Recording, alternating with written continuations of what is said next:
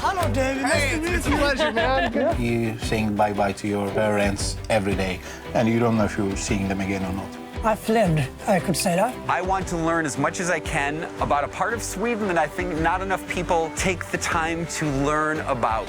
Cool.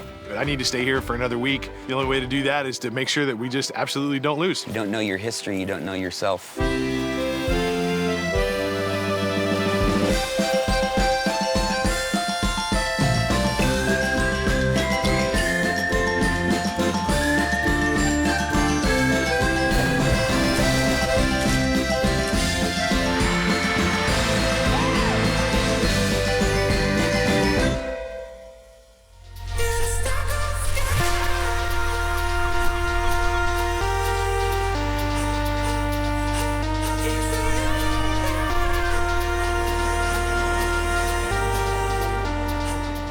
I'm super excited that I made it through last week and I'm still on this adventure, but I am missing Christina and a little bit sad that she's not here with us. Man, I'm feeling great after last week. I'm so thankful I'm still in this adventure and I get to hang out in Sweden a little bit longer. So I get to see what's coming next.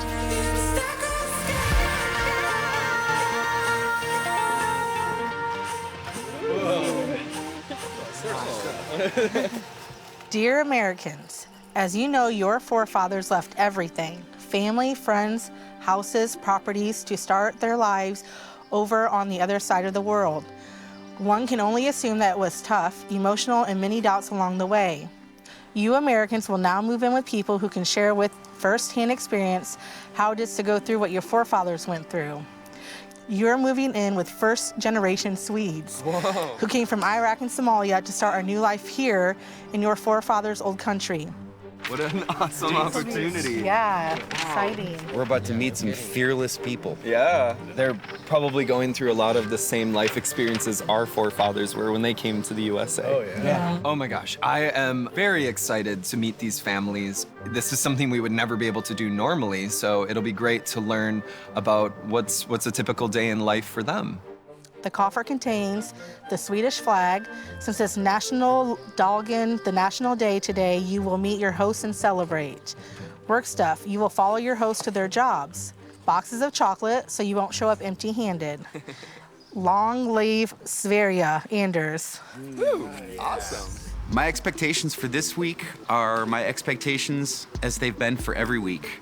I'm gonna try my hardest, have an open mind, be myself, and be more Swedish every day.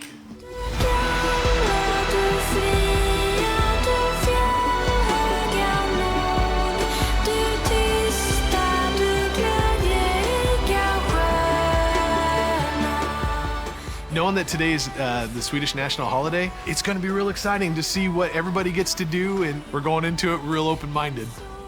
Yeah. Hey, excuse me. Are you Mahad? Yeah. Hey, I'm David. Hello, David. Nice to meet It's a you. pleasure, man. Good to meet you, my friend. And you must be Ashley. Yes, hi. Nice to meet you. Nice to meet you. Oh, you have a flag. Whoa. Yeah, Yes. we gave us flags. Come prepared. Welcome to the celebration of... Thank you. The music is great. Yes. And more is coming. You will be hanging around here with me and my family. Okay. I'm one of the founders of this event, so excellent. we have been doing this for 6 years. My impression of Mahad was that he is super outgoing and nice, and I really liked him. This is Rinkeby. This is one of the, it's almost the 200 nations represented here. Oh my gosh. You will be meeting people who speak all the kind of language in this, just in this little tiny area of suburb of Stockholm. Excellent. And what unites us? Everything. There you go. After meeting Mahad and just seeing how excitable he is about everything in this National Day and all the information he has on that, having the chance to actually go to his house, meet his wife, meet his kids, be involved in their day-to-day life and activities, I'm real excited for them.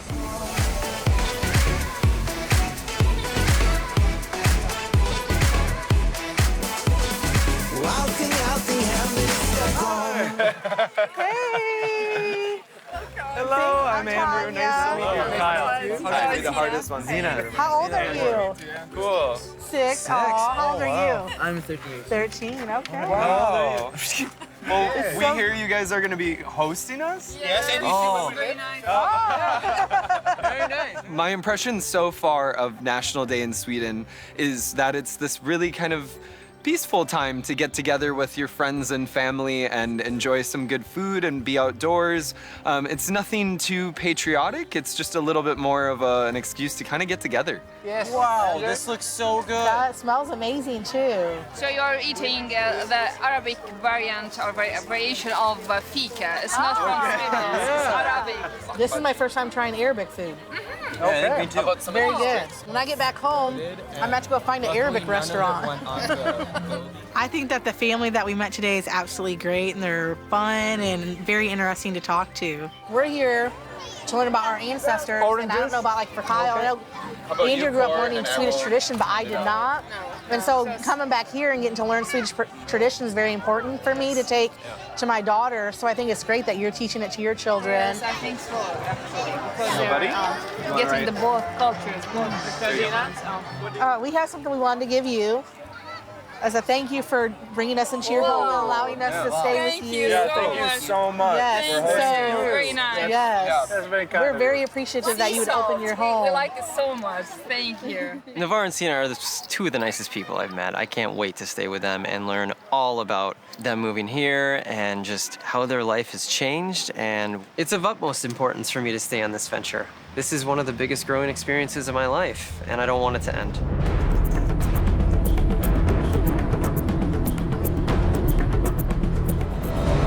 Vatten, stan är full av vatten. Nu ja, och här ja.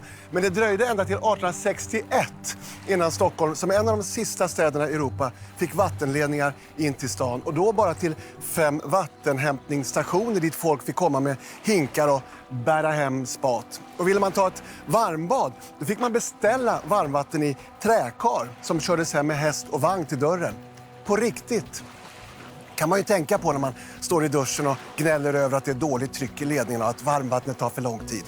140 liter om dagen gör vi av med. Så det vill till att det är sprutt i ledningarna. Och det är det dagens tävling går ut på. Our team just has to win, just flat out. That's all there is to it. I need to stay here for another week. The only way to do that is to make sure that we just absolutely don't lose. I'm not as nervous as I have been in previous challenges. I just feel like that's maybe because I have a solid team, so I'm just feeling more confident. I'm not ready to go home yet. There's a lot more that I want to learn about Sweden, and I want to meet my family at the end of this, so it's really important. I want to stay. Hello again. Hello, buddy. It wasn't until the 1940s that modern bathrooms with toilets and bathtubs became common in Sweden. Many of the 2,100 kilometers of pipes leading water to the city are from that time. So they are getting old, some are leaking, and has to be changed. And that's what today's challenge is about, leading water through pipes. The losing team today will have to meet again in an individual challenge to decide who will be the next to be flushed out of Allt för Sverige. Good luck! Thanks. I veckans första tävling ska lagen koppla ihop rör och färdigställa en rörläggning. Deltagarna får inte hjälpa övriga lagmedlemmar förrän de först satt ihop sin egen del. När alla rör är ihopkopplade rätt så kan vatten ledas genom rören. 2 av lagmedlemmarna hämtar vatten medan den tredje pumpar vattnet genom rören. När rätt mängd vatten fyllt kärlet i banans slut blir en 4-siffrig kod synlig. Denna kod öppnar kistan som innehåller en rörtång. Det lag som tillsammans kliver över mållinjen med rörtången vinner. We got this, dude. We're gonna This win. is so an easy thing. How are you feeling?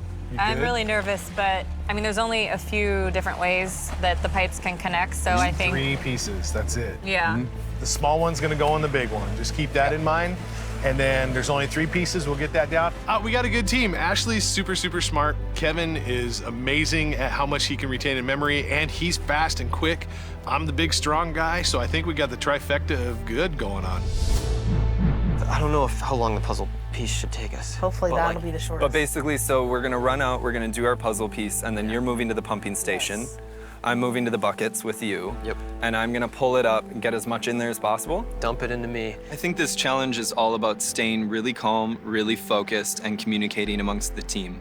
You I said think you wanted to pump? I can pump all day on that. I'll lift the water up because it probably takes a little more strength. Water can be heavy. You think you're stronger than me? But you don't I'm just know kidding. me. You don't know me. But you just got to pick it up and run with it. But you're a little faster too. More important than ever to win, not just because I know how much it means to me, but because I know how much it means to Ashley and to Dave. So I will contribute as much as I possibly can as a member of the blue team to win. So it's a little harder when you're under pressure doing these things and keeping clear in your mind which pieces you've tested. So my advice is just stay calm, remember which pieces you've already tested, and keep moving, keep trying until you get it. Okay. Well, all right, Vice versa. Team Yellow, let's do this. Boom, don't lose, banana team. I believe our team is strong, and we are going to win this challenge.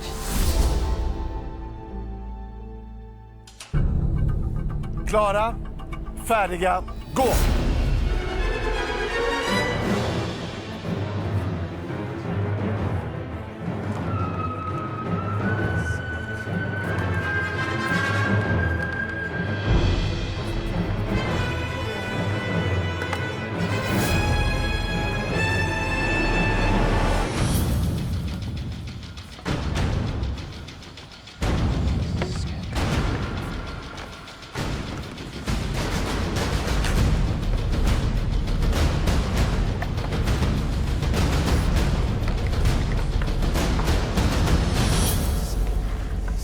Ashley, you're awesome.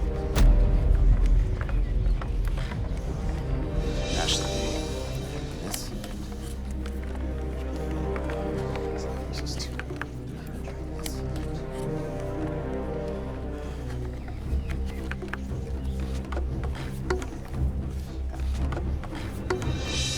Ashley.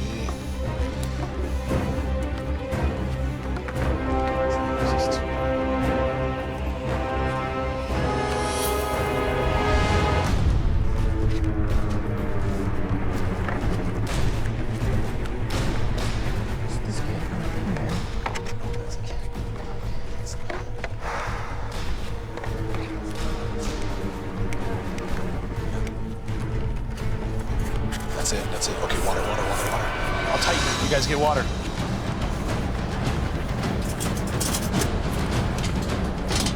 Steady.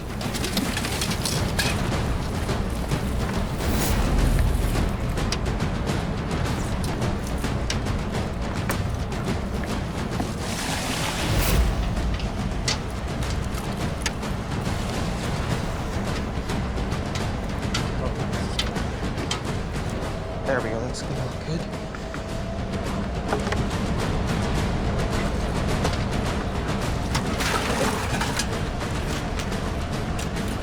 I think the first number's out. I see black on there.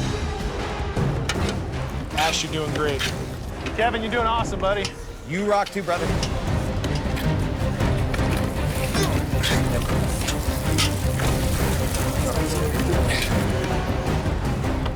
Something that's gonna bring it back this way. Nothing's gonna bring it this way. So it can't be that one. Okay, we just need one more number. Rotate it though, like this.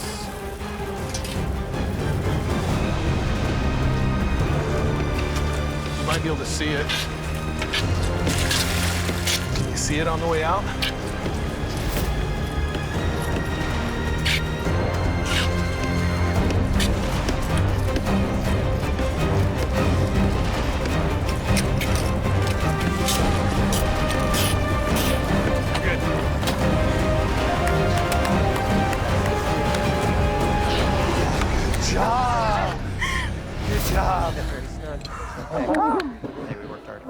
I'm so happy, I'm so excited, and I'm just super pumped to be here another week and not have to do an individual challenge.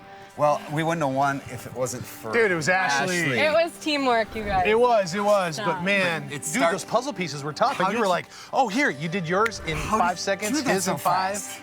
I had no idea I was such a good plumber.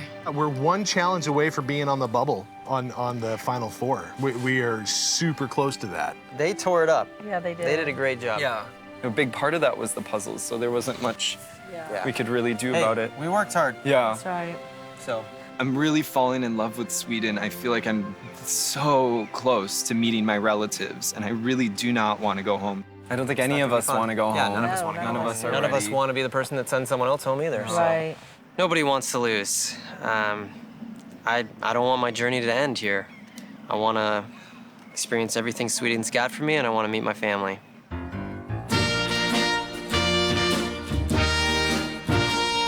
A friend of mine told me one early morning. Over at Mary's place. This is my house. So welcome in. Mi casa is your casa. Hey, thank you. Hello, guys. Hey. I'm Ashley. Nice to meet you. I was a little nervous when I first found out we were gonna stay like with an actual family in their home, just because we hadn't done that yet, and you never know how people are gonna be until you meet them. Ashley, this is your room. Welcome. But after meeting them, I am very excited to be here. They're super cool and welcoming and really nice people. So can I ask you a question about Ramadan? I know that you guys are in Ramadan right now. And being in Sweden, is it hard? Because I know that the sun's out all the time here. Yeah. It's longer, but it's not more difficult than the other countries. You know, you have countries where it's very hot. Some people use the sun, as you say, till the sun sets, you know. And other people follow the closest Muslim countries where the times are reasonable. So, so I decided to take the country where you have the Muslim holy places, which is Saudi Arabia. So I follow that time during the summer period right now. So. I mean, you were saying you don't eat all day until... Yeah, you don't eat, you don't drink, you don't smoke.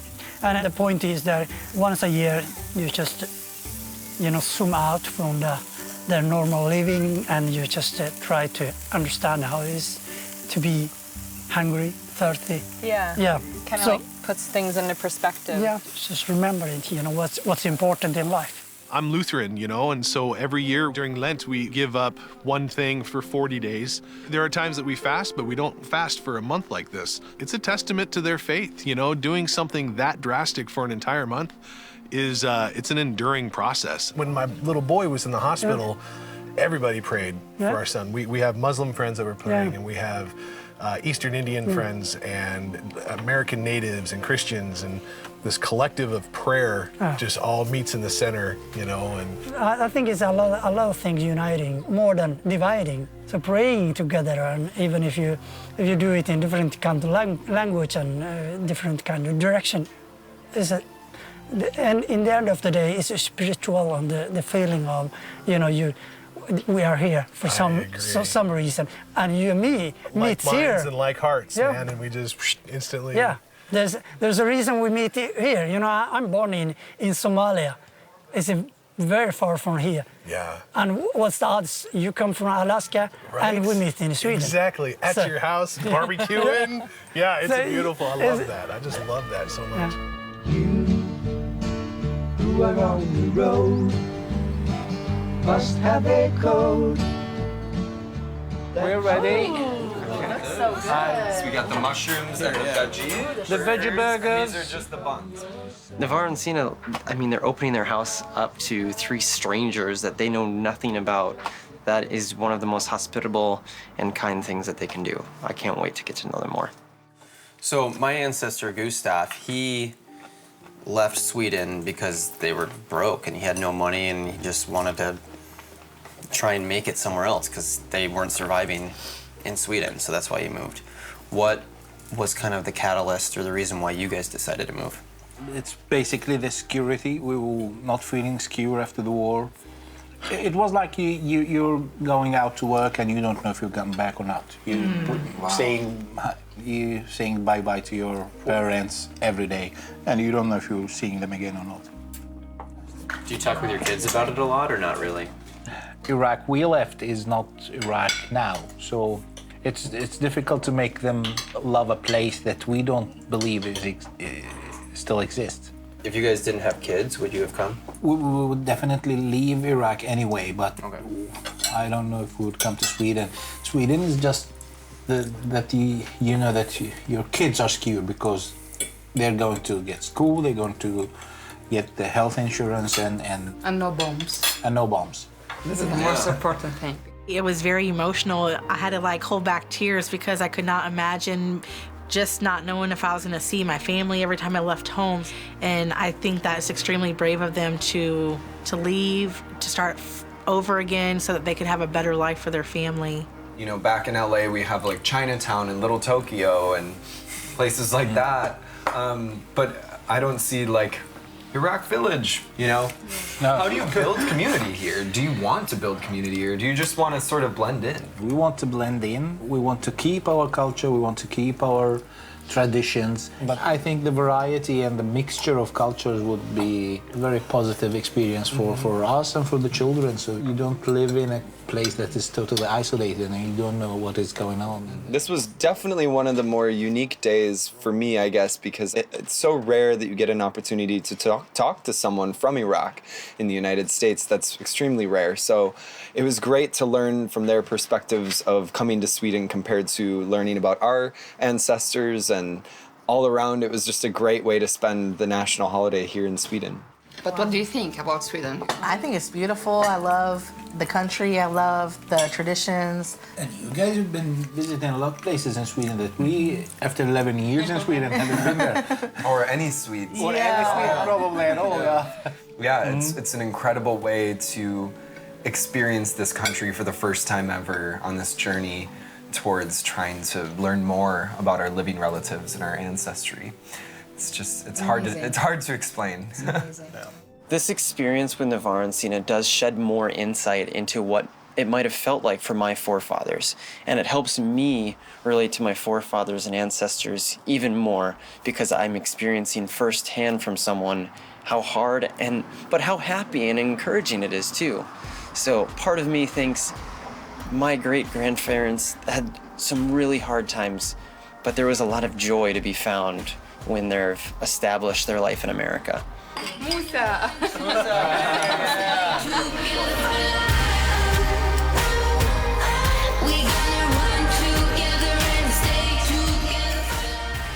I think this is going to be our best meal yet.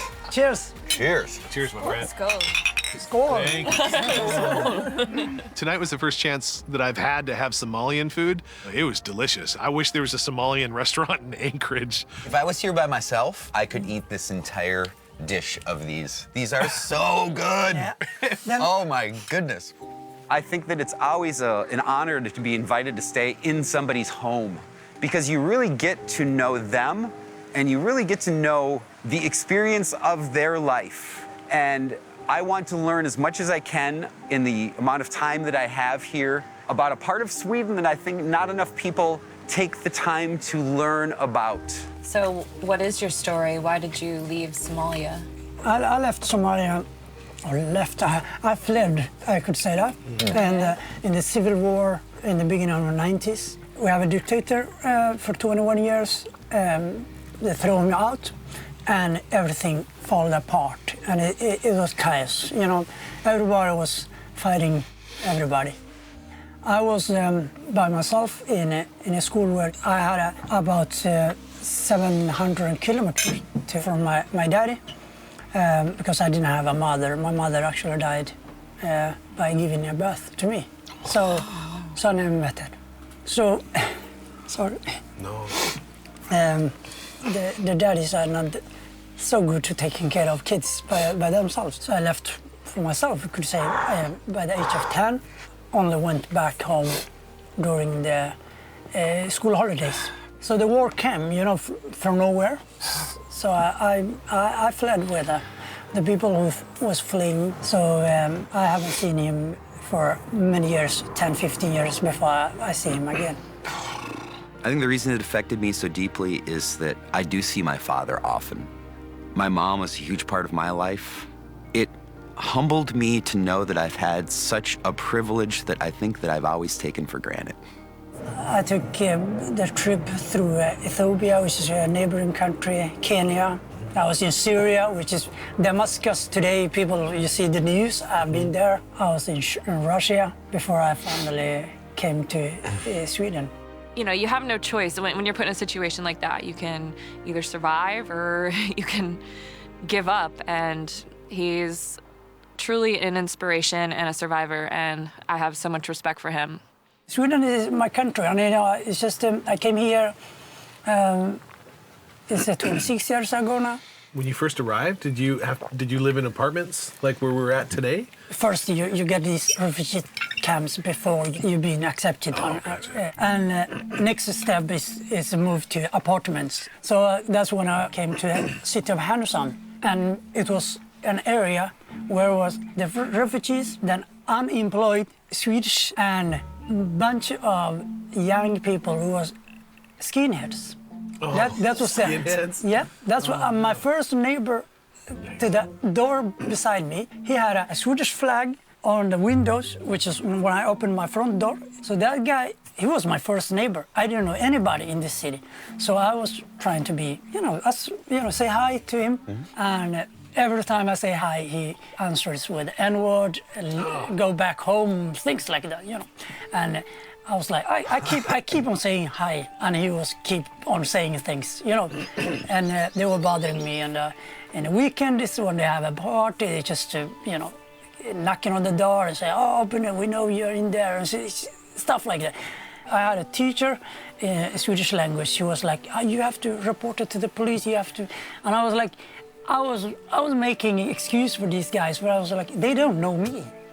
It must be a mistake because they don't know me. How can you hate somebody you don't know? Right. And I will not do the same thing as they do, becoming angry and, fighting or whatever. For some guys does that. They just meet up then in the weekends and they just fight, and it's like, okay, no problem. The good side of that story is 6 months. After 6 months, I opened my mailbox and I had a letter there. First in English and then in Swedish. And he was apologizing for every trouble he and his friends caused me last 6 months. Oh, wow. Good job. And I was like, okay, it was worth it. It's Positivity just, always wins, man. And I was like, I showed it to my teacher and she was like, she couldn't believe it. That's admirable. The story of someone who has the courage to venture off into a place that they don't know at all, just simply to find peace and to find a better life it's admirable. I never knew my relatives that did it. So to meet someone that has, it's humbling to me. My forefather, Al Moberg, was welcomed into America just as a gentleman named Mahad was welcomed into Sweden. And I think that he was probably a person that brought great energy and great positive hope just as much as Mahad did. And that positive energy is what created not only me, but created kind of the American spirit of fearlessness. And I think that this country needs a hell of a lot more fearlessness. And that's what these immigrants are going to bring to this country. Hope.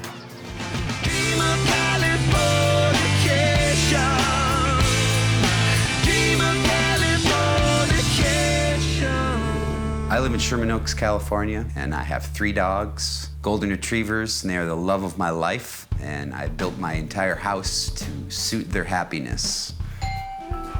It's Adam Gust. Dude! Evan. What's happening? I'm a professional musician. I'm a bass player, and I tour the world with many different artists, playing for as many people as I can, wherever I can in the world.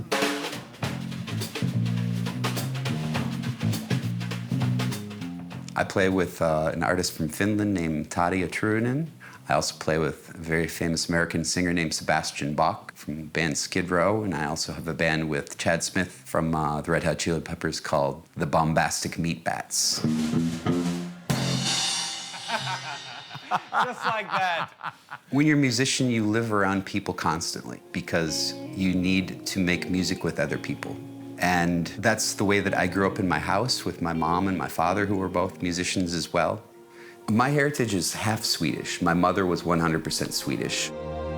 My mother died of Alzheimer's disease in 2008, and my brother Mark passed away 1 year ago at 59 from dementia. just like my mom had Alzheimer's and my brother had dementia, I was diagnosed with epilepsy when I was in college, and I started having seizures. And I've been on medicine for it ever since. It all led to just a few years ago having brain surgery where they removed a piece of my brain the size of my thumb out of my brain in order for me to live a safer life, essentially. When I had brain surgery, it changed everything about my life. I was not only what I was before, but I was better than I was before. I don't know much about my Swedish heritage other than the last names. I would like to know what happened before they left. And what I'm most interested in finding is the reasons for the weaknesses of my family based in the medical purposes. There has to be some sort of a connection, meaning my family in Sweden has probably learned by suffering through the same sets of circumstances. I would like to learn from them. If my mom was alive today and she could watch me head off on this adventure, I think it would probably be one of the happiest moments of her life. And my grandparents would be incredibly proud of someone finally trying to reconnect a lost link. I don't know if I'm a lost link to bring things together, but I am the first person that has tried.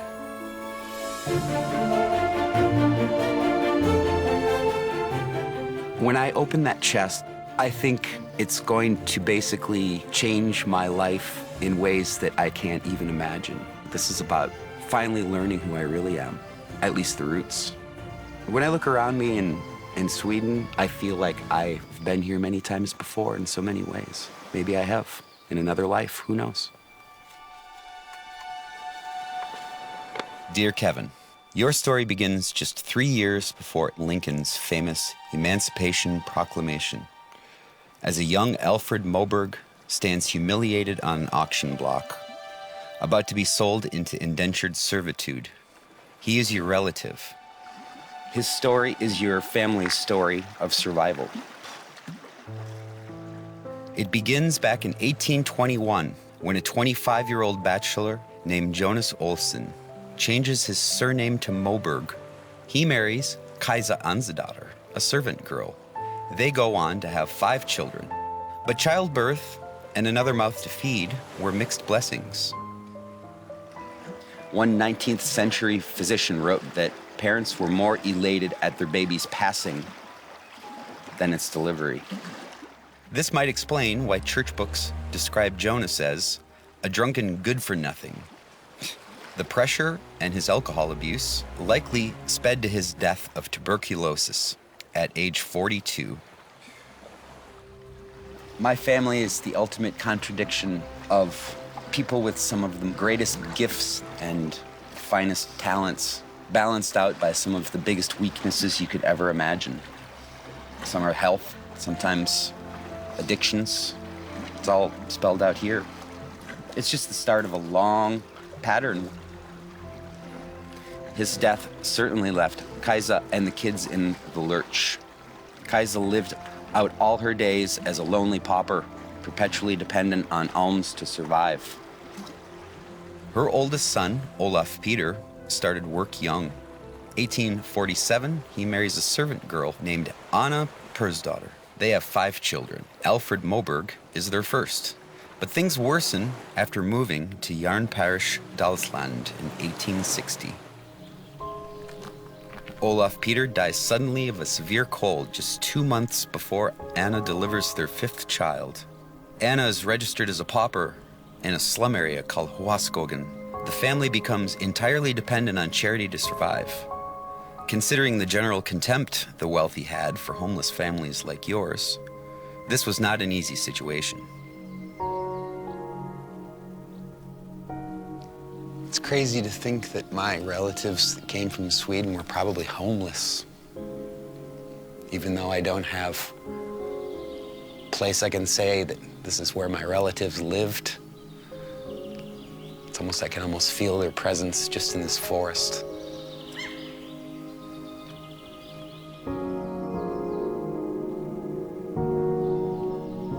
Haunting eyes constantly reminded Anna of little Alfred's hunger. The children were often sent out begging.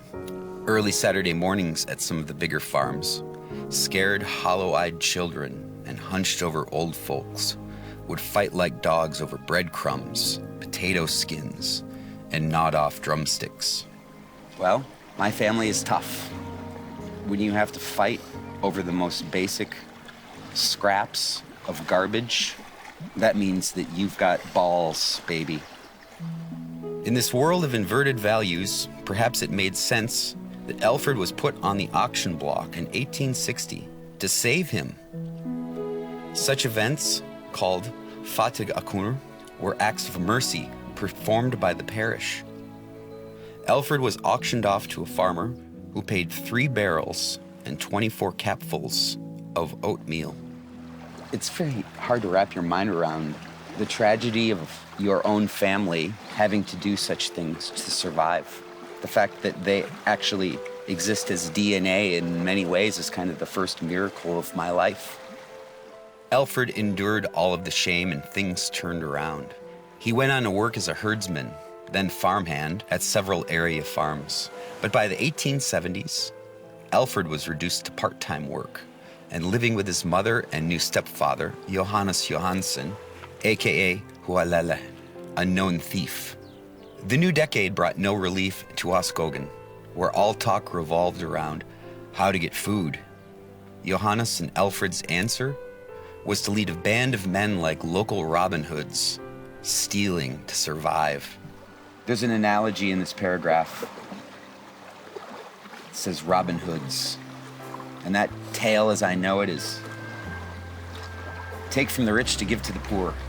To the rich man's bright lodges, I ride in this wind. Alfred had seen enough and moved to Norway. When he marries a girl, also from Dalsland, and has a daughter named Alfrida Marie.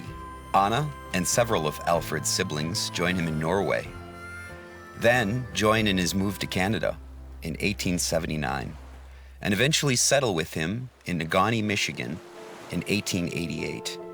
Alfred did well there, setting down roots and having more children. Alfrida Marie, now named Mary, grew up in Michigan. She married a man named Carl Oscar Wasberg in late 1905. And one of their 5 children was a daughter named Florence, born in 1911 in Negaunee, Michigan. Florence married Clemens Nordin, and their daughter Ruth was your mama.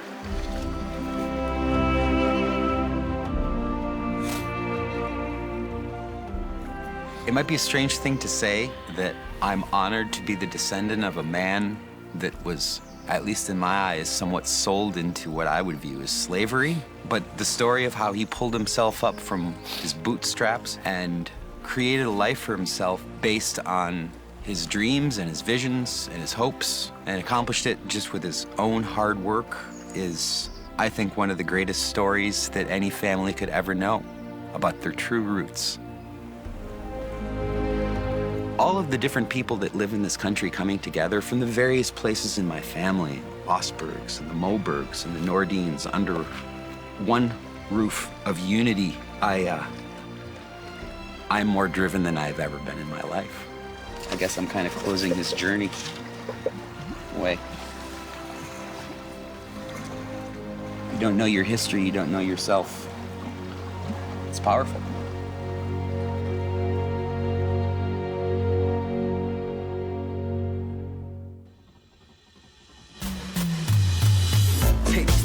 City baby, jag älskar min stad som jag älskar den. Lite kagge på växt upp i kvarteren. Hängde runt vid Alena Mines. Södra station bara drog ner på gården. Spela basket hela. I slept pretty good last night. I woke up a lot, but I think that's just being in a new environment. Guys, it's time to wake up. Staying with this family, I definitely feel like I was thrown into everyday life of what it's like to be Swedish. And I would probably rate like staying with this family is one of the top 10 amazing experiences I've had. In Alabama, where I live, I don't know any Muslim families, and so to be able to have this opportunity has been amazing.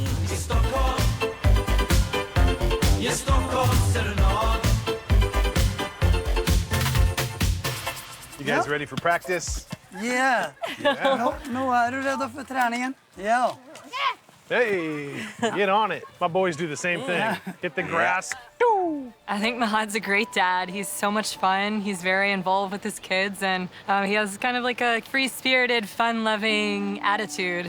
The most important thing for Swedish, if you want to know the people as a newcomer, there's no spontaneous football playing or spontaneous meetings.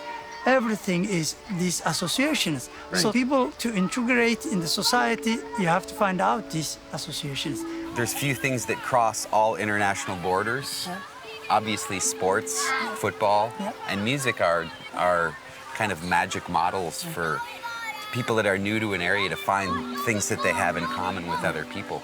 It's very similar in the United States as far as how parents are involved in kids' athletics. I would say the one difference is it doesn't feel quite as competitive here as it does in the United States. Most of the people here are volunteers, so which means it doesn't cost that much. Plus, you have fun too. Yeah, right now I'm standing beside, but one day maybe I have another role. I don't know. Yeah, that's how it works. Yeah, the big thing is that everybody has fun together, and it kind of builds community. Yeah.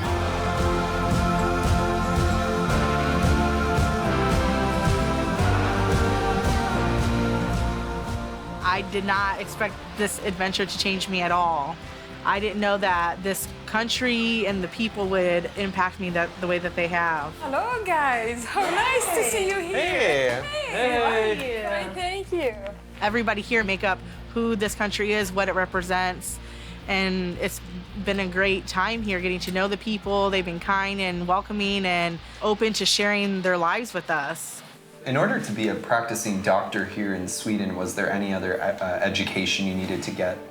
It's actually two obstacles. The first one is learning the language, and this is the first one to do here in Sweden, and to get a certificate in this. And the other one, doing a test for foreign doctors. And we did this as well, and it was in Swedish. So it was very difficult, and it was practicing language every day by meeting patients. How long did that whole process take? We were very fast in it, actually. 1.5 years doing everything with the residency. With the residency. One of my preconceived notions about many immigrants is that they move somewhere and then they would kind of find their own niche and bubble and stay there and not actually dive into the new culture. Zina really shared about how important it was for her to learn the language. And I think her and Navar's understanding of that and their willingness to fully dive into the Swedish culture has been the biggest impact at making their immigration successful. How did you get this first job? It's just an announcement, or they wanted two doctors at the same time. So we just called them and they say, come for interview. So they said, okay, you can begin. Wow. So it was amazing, actually. You and your husband are extremely, positive additions to the Swedish society. Thank you so much, thank you. I mean, I was just saying, if an immigrant like you, that with your expertise and your knowledge and understanding came to Minnesota, we would feel so lucky to have you. I appreciate it, thank you so much. But I think that's also just something from getting to know you. It changed a lot of my prejudices, I guess you could say. Very nice. Spending time these past couple days with Navar and Zina has been really life-changing. Getting to hear their story and their journey, it gives me a much deeper appreciation for where I'm at in life, but also hearing the stories of my ancestors. It's very cool to compare my ancestors' journey coming to the USA and comparing that to the story of this immigrant family. It's incredible.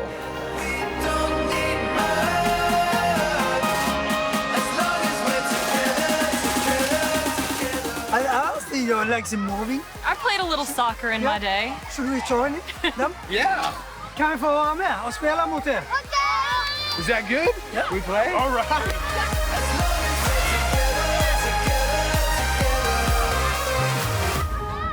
We were playing European football, but I think a lot of the kids thought we were playing American football. Kids that were practically tackling me, but it was just fun. That's what sports are supposed to be. Swedish kids are violent, man. When they start playing soccer, they are completely in it to win it. We basically got mobbed. We lost 4-0, I think. A little bit of violence thrown in, a little bit of shin kicking. It was a good time. I've had a lot of fun getting to know Mahad's family and hanging out with all of them. They're super welcoming, and I really learned another perspective getting to know Mahad, especially the refugee situation. So it was really great to experience something that I didn't really know a lot about.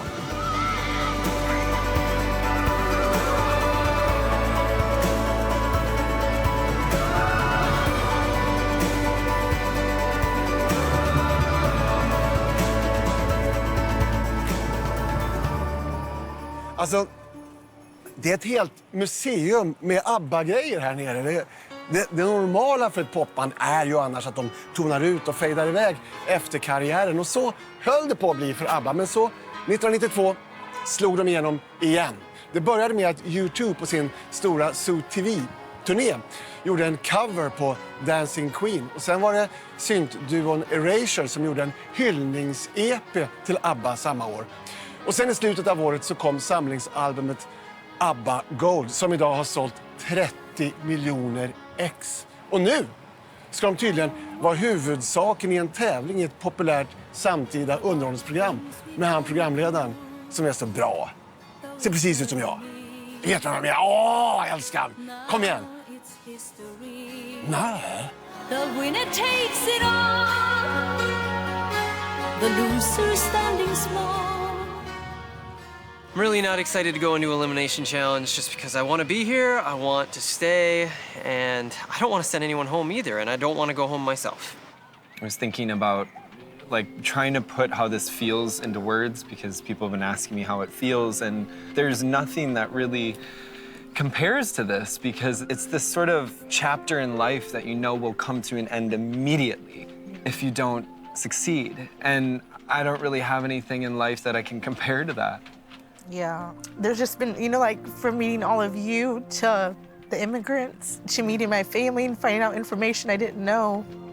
It's just impacted me in ways I never thought it would. And I'm definitely going back a different person than I feel like I came as. And so, yeah, I'm definitely not ready for it to be over yet. I feel like there are so many things I still don't know, and for me to learn those things, I have to stay. So I'm gonna do everything I can in this challenge so that I can win. I never thought I'd feel so much for a stranger when I met Barbaro at Sofiero Palace. I've never felt that way before. The only way I'm going to be able to see Barbaro again and meet my living relatives and finally complete this entire adventure is if I win today. I have to move forward. Hello. In the mid-70s, ABBA sold more records than any other pop group in the whole world. Their glory days, though, coincided with a leftist movement in Sweden where we blamed them for being too commercial. So, when ABBA returned from England after winning the European Song Contest with Waterloo, the news reporter from Swedish television didn't meet them with a congratulations. Instead, they got a question about if it wasn't cynical to write a happy song about a battle where so many people died. But ABBA survived that. Today, though, one of you will meet your destiny here at the ABBA Museum, just like Napoleon met his at Waterloo. Good luck!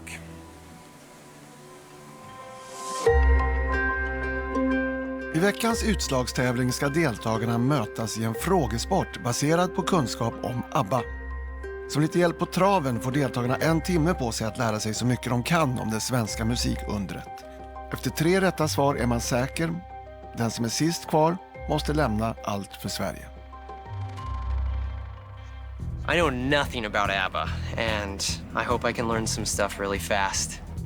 Maybe my strength is that I'm used to tests, at least giving them, because I'm a teacher, so hopefully that will help me out. You're so free. That's what everybody's telling me. I don't really have a strategy. While we were studying in the museum, I just tried to pick out the facts that I thought were important and tried to memorize as many as I could, so I'm hoping I chose the right ones.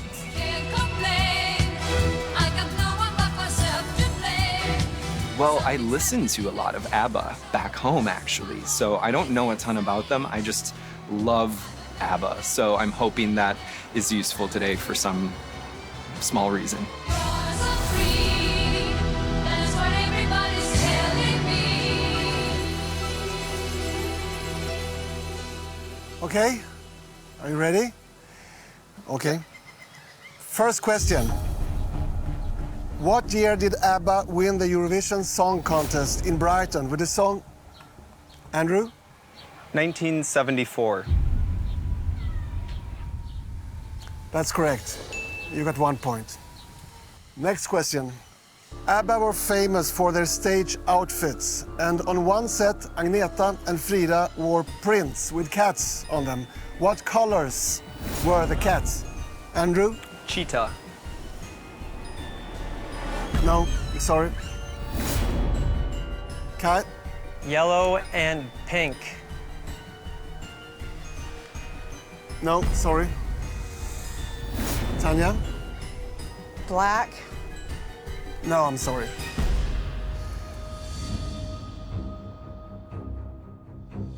Next question. Björn Ulvaeus was born in April 1946, but in what city? Andrew? Gothenburg. It's correct. So you got 2 points. On 2 of ABBA's album covers, they are sitting inside a vehicle. One is a limo. What is the other? Kyle? Helicopter. That's correct, and that's your first point. Next question. What is the name of the ABBA album with a helicopter on the cover? Andrew? Arrival.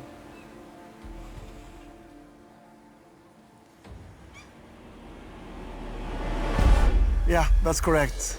So you're safe. Congratulations. Good luck. Good job. Thank you. How many original albums did ABBA release during their career? Tanya? 14. No. Kyle? 8. That's correct. One more and you're safe. ABBA's 5th member was their manager, Stickan. What was his last name? Tanya? Anderson. That's correct. So you got 1 point. Next question. For a promotion trip to Japan, ABBA made kimonos to wear as their outfits. How many of these are on display in the museum? Kyle? 4. No. Tanya? 1. That's correct. So it's 2-2. The one who gets the next question right is safe. T-shirt, hoodies, caps are all pretty usual stuff to find in a merchandise booth. ABBA also sold footwear. What kind of footwear? Kyle? Boots. No. Tanya? Platform boots.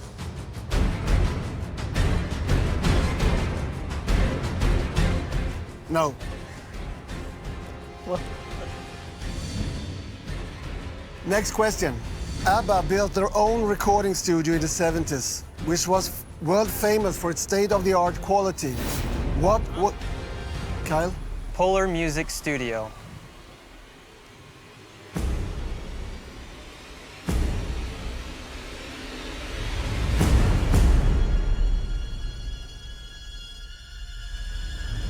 That's correct. I'm so sorry, Tanya.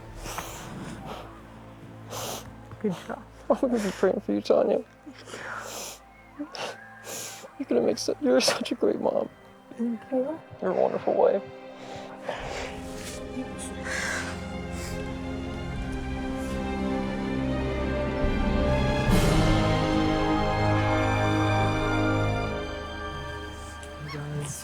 Hey guys.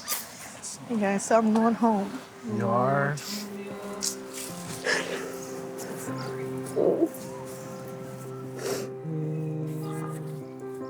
When Kyle got his third point, of course I was excited for him, but there was disappointment that I felt because I knew that meant I was going home. I didn't get to meet my family. This has been a great trip with you. Thanks. You guys all mean a lot to me, so. Likewise. Thanks for making the adventure fun. Yeah. Oh my God. Here comes Anders. Oh, hey, there he is. Okay. So a group hug and then we say goodbye. Group hug. Get in here. Come on, hug. Gonna miss you, Tanya. Miss you guys. Miss you too. Okay. Alrighty. So, let's go. Okay, guys. Bye, Tanya. Bye.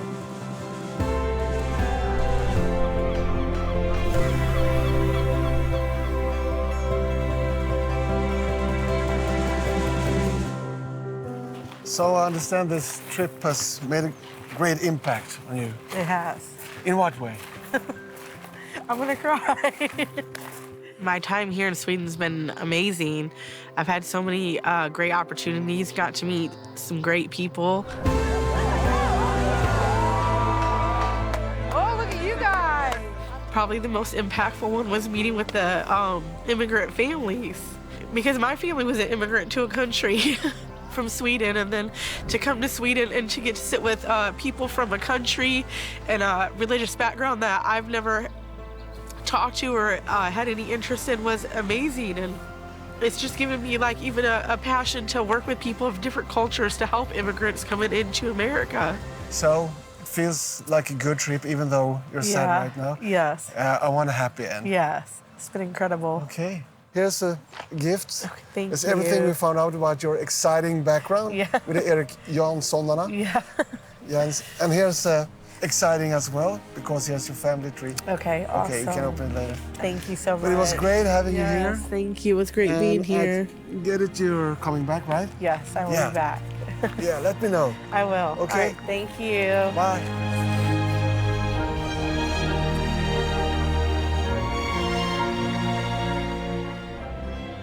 Before I came to Sweden, I didn't really have any thoughts towards the country, and then to come here and to get to experience the culture and meet the people has just impacted me so much. So I'm just taking a lot back with me when I go back home.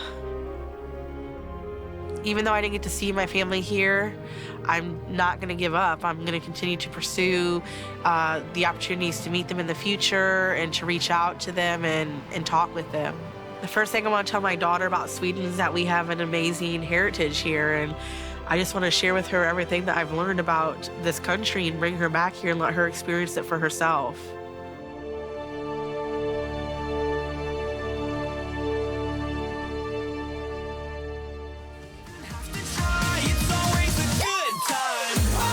You will board 2 sailboats and take a trip to the outer archipelago of Stargate.